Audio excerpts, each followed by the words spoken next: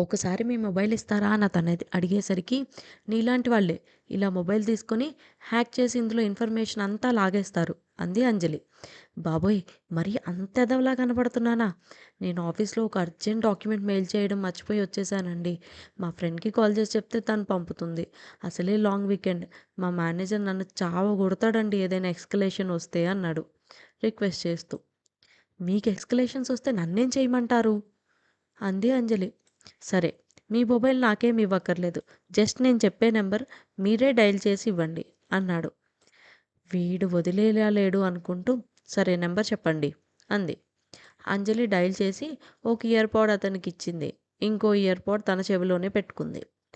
అతను ప్రైవసీ అని ఏదో అంటుంటే ఆ ఇయర్ పాడ్ కూడా లాక్కుంటా ఎక్కువ చేసావంటే అంది. సరే అని చేసేది లేక ఒక ఇయర్ పాడ్ చెవిలో పెట్టుకున్నాడు.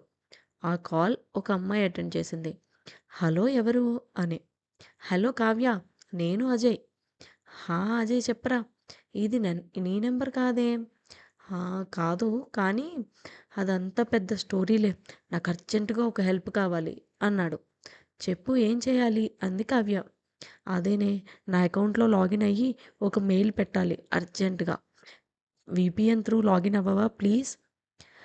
అవుతాను కానీ నీ పాస్వర్డ్ ఏది మరి అంది కావ్య. పాస్వర్డా అని అంజలి వైపు చూశాడు అతను.